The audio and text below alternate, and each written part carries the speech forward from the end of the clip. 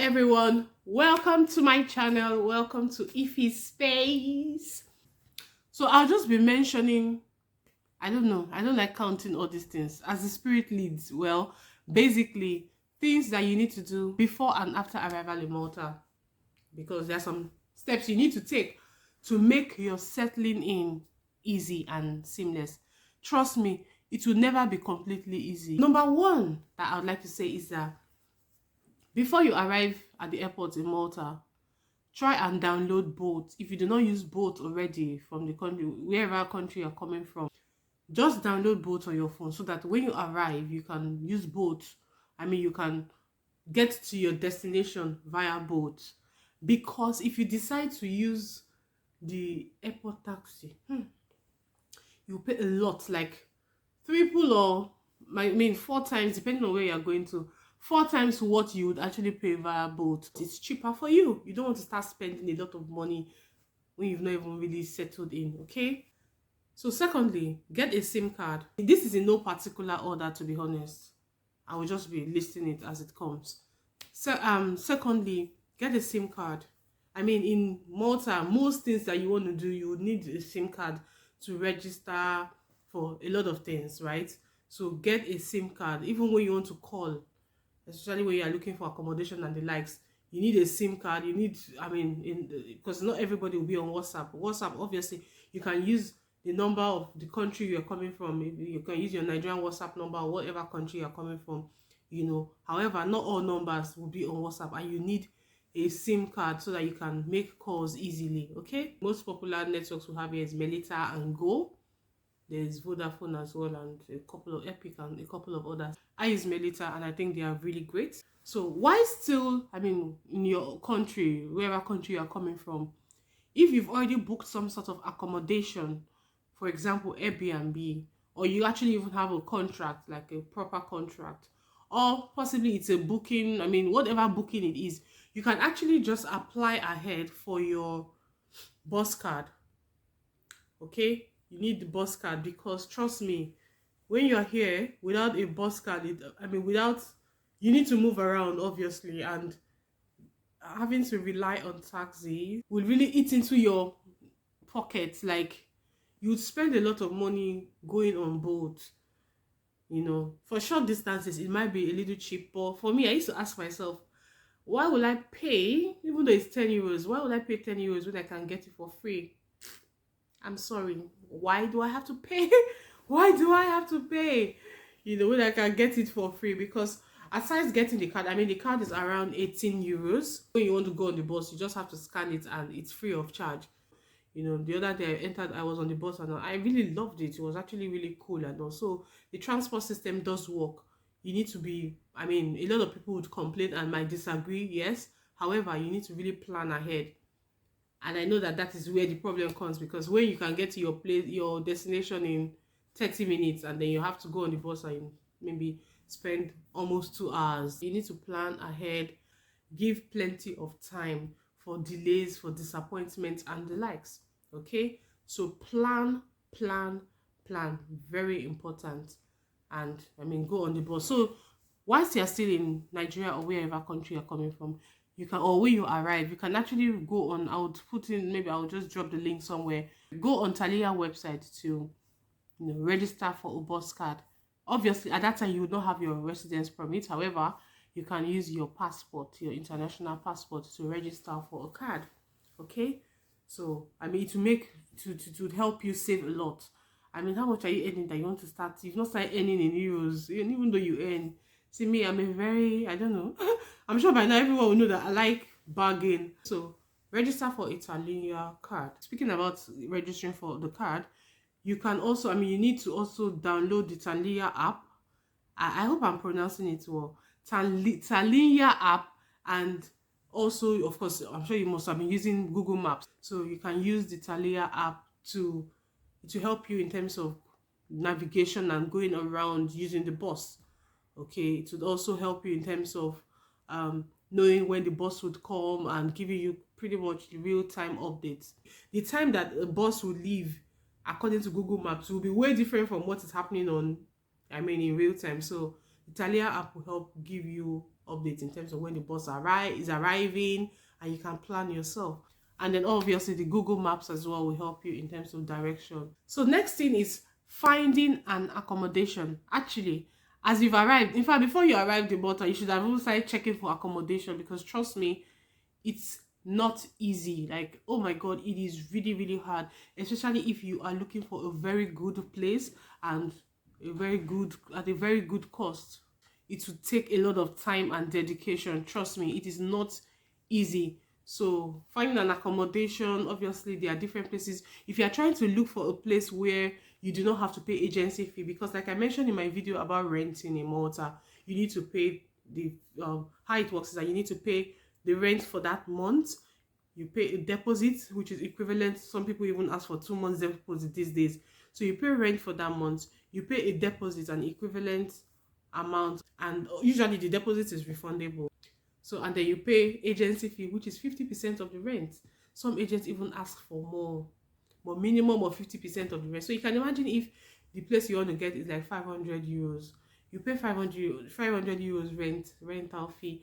You pay agency fee. You pay the deposit of 500 euros, and you pay agency fee of 250. Do you get? So I'd rather not pay that 250. I think all the houses we've gotten actually were directly. I mean, when we used to rent, okay, the first one, yeah, I don't think we've ever had to pay like agency fee. I would really recommend this Facebook page. However, most of the time houses go out so fast. Like a lot of, as you are searching, hundreds of other people are searching as well. So as soon as they post, just reach out and say, okay, you know what, especially if you're in Malta, go check it out and make a commitment. On this particular page, they tend to update. I mean, owners directly go on there to post their properties, okay, and you get very good deals and all. However, rental prices are crazy now, and it is scary. Like, I do not know what is going on. Initially, a shared apartment, you would get a good room in a shared apartment for at least 300 euros.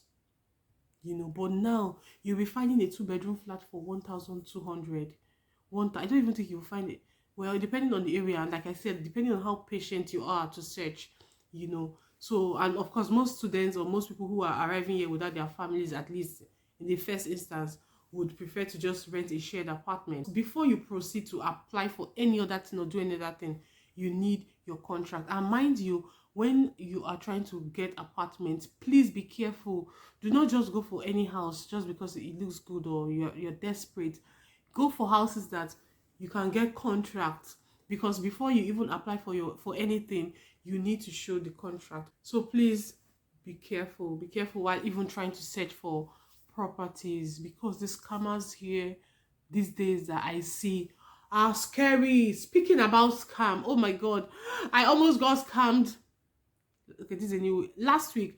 I almost got scammed last week. Oh my god, like, it's even scaring me now, because of course, who am I that I cannot get scammed? But for those who do not know, I used to work as a fraud management associate back in Nigeria. So I am really, really good at detecting fraud or anything that looks shady. They almost scammed me. Hey, God. And anyway, so that's the thing. Like, if you are looking for good deals and all, you need to even be careful. Imagine a phone that wanted to get the original cost, and usually, that's the thing. Usually, when I want to buy like appliances or any kind of electronics, I like to go directly to a company that I can see and take it back there in case there's a problem. Do you understand?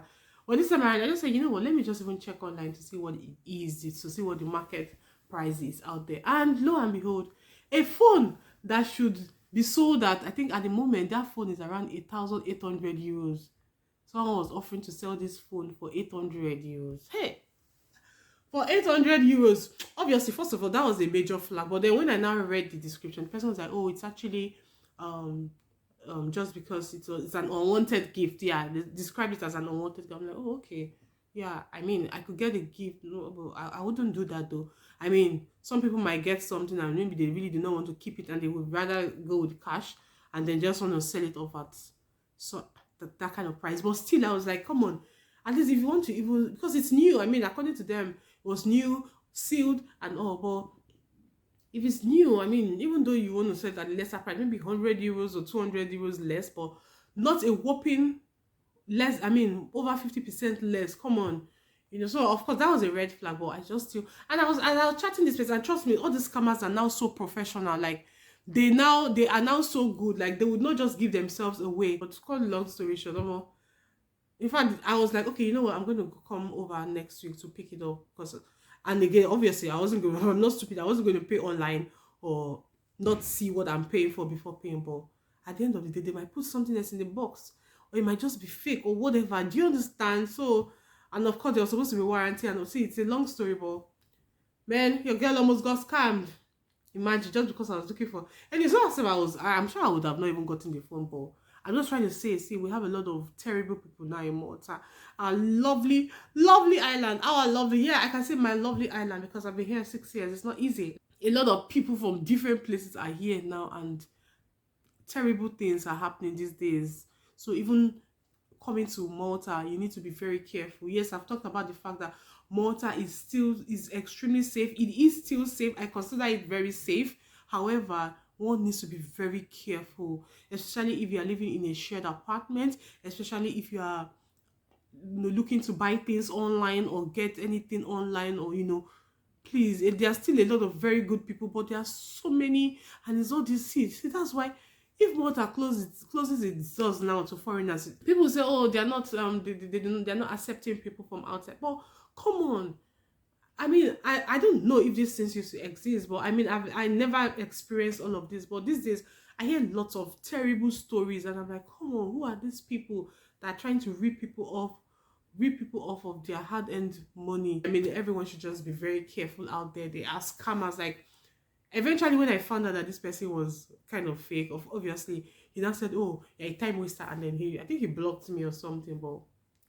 you want to scam me, and then also start the process of applying for your ID card. I mean, I think that's pretty much what you should even start with once you arrive. However, you need your house contract before you even do that anyway. So start the process of registering for your ID card, whether you are here to work or you are here to school or whatever it is. Start the process already, because you need the ID card, because what they will give you to arrive in Malta is just the visa. Usually it's a 90 days visa that you'll be given, and it is so important that you register for your ID card, at least, even though you do not have the physical card, at least let the application be ongoing before your visa expires. It is so important. Now, if your visa has expired before you renew your ID card, you will be deported. I mean, and I think you will even be banned for a while before you even try to say you want to apply. And you know how applying for visa can be. So start the process of applying for your ID card. In fact, as you are doing all of these things, searching for a house, applying for ID card, bus card, and the likes, be searching. I mean, you'd have been searching for your property. Like all of these things will be ongoing. Check for the requirements that you need in terms of applying for. If you are here to work, it's a different set of requirements, and if you're here to school, it's different as well. Now all of these are done online. When we arrived, and even as at last year, it wasn't done online. You had to go there, I mean, to even submit your document physically. But now you can go online, check the documents. I know for study, of course, you need the acceptance letter from school. You need all the original documents that you had submitted when you were applying for your visa. You need health insurance. Initially, what you had applied for was health travel insurance when you for your visa. Now that you're in Malta, you need your health insurance. Do not be scammed again. I heard that someone paid 500 euros recently for health insurance. Really? Please. Health insurance, I mean, depending on the package you are going for and the company, you should not spend more than 100 euros, 150 euros per year, to be honest. And that's just because you're studying. Eventually, when you now start working here, you would not require that after a couple of years, right? Because you've been paying tax and you have access to free health care. And of course, you need your house contract. You need the house contract. It's not just by finding a property. The property needs to be signed with housing authority. Those are the things that, I mean, I think there are a couple of other documents. I think you also need, of course, your passport, details of the time you arrived in Malta, and yeah, and the kind of visa that you're on. By the way, very importantly, you need, especially if you're a student, you also need, when you're getting proof of funds and you feel like, oh, okay, yes, I've been able to get proof of funds, now I have my visa and all. No, when you arrive here, they also need to see your statement of account. or it might not be your statement of account. It could also be some form of proof to show that, okay, maybe you've been receiving money from your sponsor or something, you know. Maybe it could be Western Union money transfer slips, or proof to show that, okay, you've been getting income. So you need to show proof of funds. If you're using your statement of account, you know that proof of fund that you have submitted then. Maybe not as high, but you need a substantial amount of money. So I think those are the major documents for students. For work, obviously you need your work contract, you need your health insurance as well, you need housing contracts, and a few other documents here and there. So when you've applied for your ID card, sometimes ID card could take a long time before you actually get the original copy. However, even though the visa has expired and your application is still ongoing, no problem at all. Do not panic. You are still, eligible to live here pending when you get your card. In fact, for those who work here, most times they'll write on the slip they'll give you, on the blue paper they'll give you, that authorized to work, so you can actually start working pending when you get your card. Okay, so that is it really. Once you get your card, obviously you can now find a job. You can start earning in euros, and I pray you find a very good job. I pray you fulfill your dreams. I pray no one will scam you. I pray, in fact, please just be very careful. And yeah, so that will be all for me today. By the way, these days I don't know how my videos will be, because the mood, like, winter is here. Not winter, it's still raining, but it's getting cold. It gets so dark these days. What is the time? It is just past 5, and it is really dark. Let me see if I can open the blind. It is really dark. See that? It is really dark these days. So, like, so that, I don't know, there's just, so that's why I really do not like cold countries. It just makes you really gloomy and, I don't know, moody unnecessarily. Thank you so much for watching, and have a great week. I think at the time I will post this, yeah, great week. Bye.